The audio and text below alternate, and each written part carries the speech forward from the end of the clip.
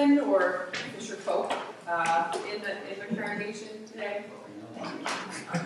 Well, I know Sally. Yeah, okay, so you all know more than me about fishing. Yeah. But I'm going to preach on it.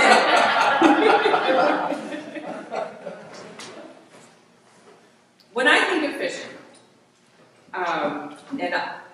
just hold your tongue, Sally, because I know this is not correct, but when I think of fishing, what I think of is long periods of what could potentially be called boredom.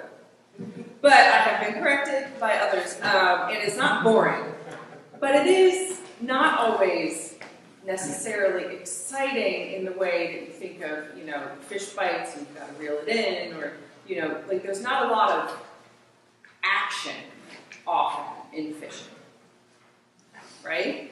There are periods of waiting. Sometimes.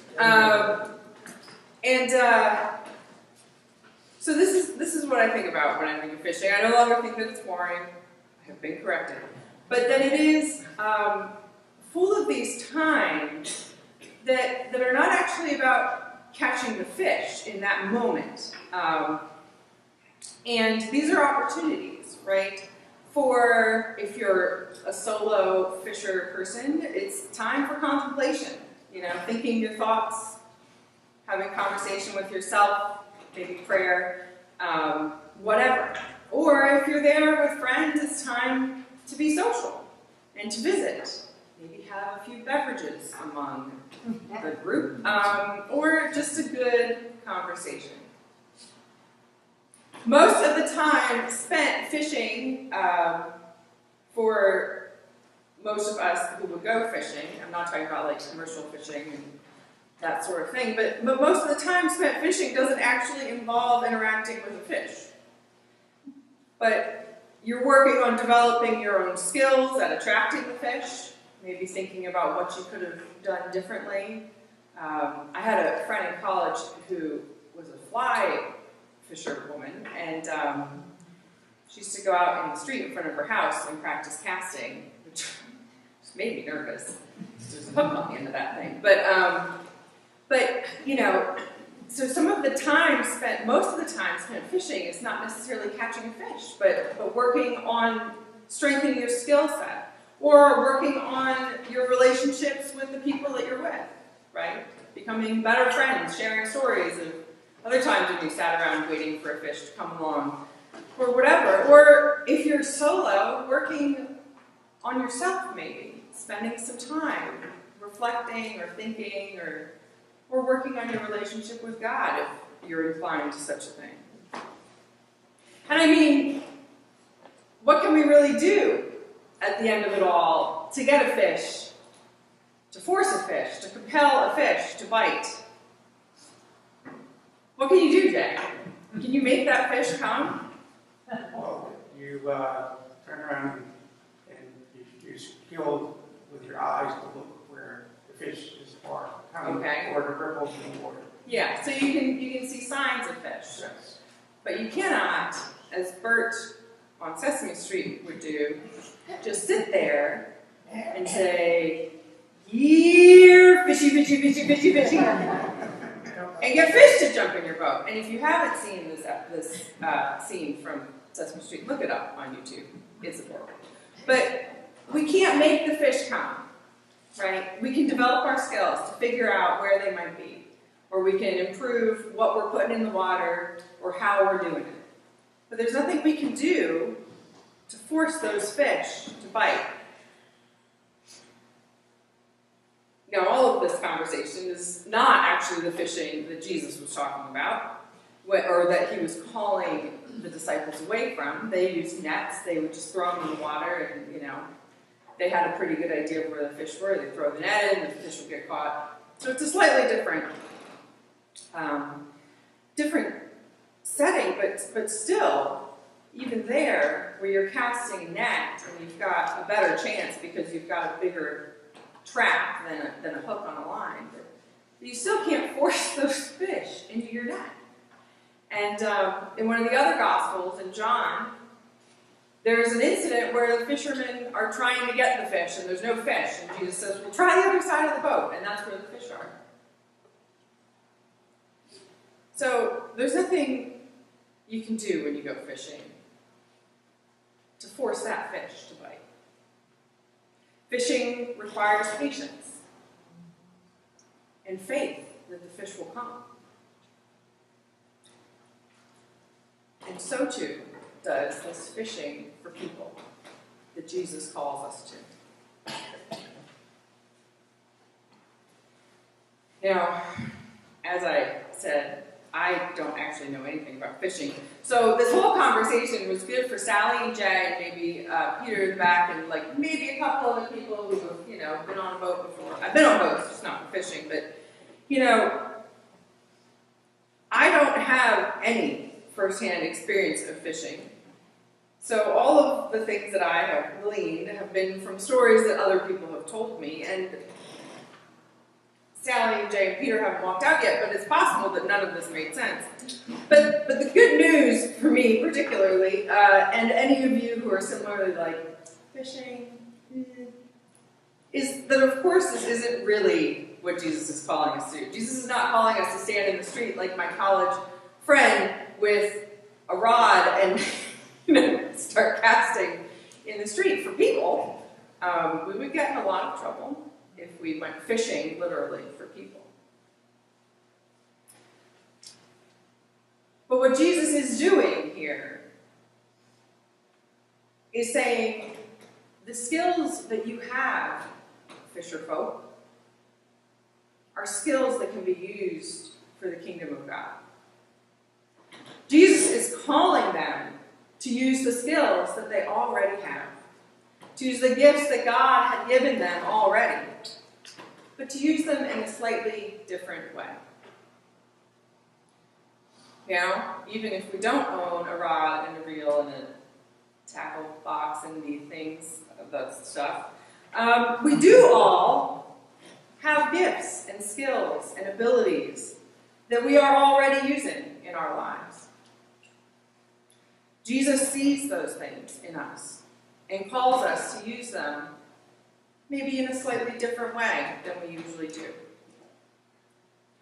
To do the things we are good at, but to do them for God. To use the gifts that God has given us, not just for our own employment or our own self-satisfaction or enjoyment, but for the sake of the kingdom of God, which Jesus announces in this passage, has already come near. Now, like fishing, this will not result in immediate gratification. We will not, if we go fishing for people in this way that Jesus calls us, to use our skills and our gifts and our abilities for the upbuilding of the kingdom. We will not immediately next Sunday all have 1,000 people follow us into church. You don't get a giant haul every time you go out. That's not how fishing for people works. But what it will result in is living a life where you may find your relationship with God strengthened, your relationship with your fellow fisherfolk deepened. Jesus calls us to learn how to use our gifts and skills in a new way, in a way that follows Jesus' teachings. And just like fishing doesn't involve a whole lot of interacting with actual fish, fishing for people doesn't involve just going out and saying, hey, would you like to come to church? Hey, can I talk to you about this Jesus guy? Fishing for people, or what we in the modern church call evangelism, sharing the good news, isn't just about getting butts in the pews. It's about recognizing the gifts that God has given us, working on them, figuring out how they fit into our life in the kingdom of God, strengthening them, and strengthening our relationships with each other as we work on this fishing trip of spreading the gospel.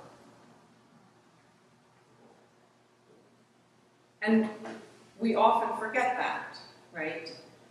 When it comes down to it, we often become more preoccupied with the end result, with the numbers, with how many people we got to come to church, with how many new visitors there were, and how many times they came back.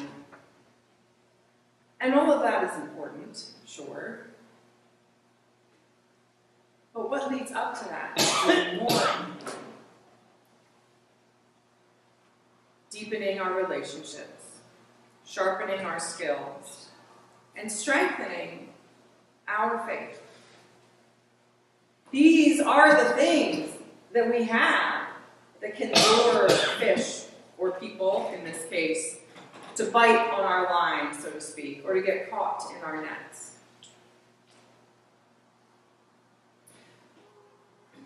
And in fact, Jesus' call to his first disciples in this passage does not mention goals or quotas or really any end result. Follow me, and I will make you fish for people. Is not followed by so that in the future we can achieve. Follow me, Jesus called them, and Jesus calls us. And I will make you fish for people. Follow Jesus, and we will find ourselves using our skills and gifts, our whole lives, in fact, for the upbuilding of this kingdom of God. So I want to invite you to consider this call from Jesus and to consider this way of looking at it as we prepare for our annual meeting next week. The reports have been printed and are available to you to take with you today. And as we read those reports, many of which do talk about outcomes, and that's fine. Outcomes exist and we can talk about them. As we look at the 2018 proposed spending plan, I want us to consider how all of these things will deepen our relationships with each other, will strengthen our relationships with God, and will build up the kingdom of God. Jesus has called us to fish for people. And that does not necessarily mean just interacting with fish or interacting with people we want to come to church, but creating a community here that is attractive. Because we cannot compel people to listen to the gospel. We cannot force people to follow Jesus. It has been tried. It has ended horribly.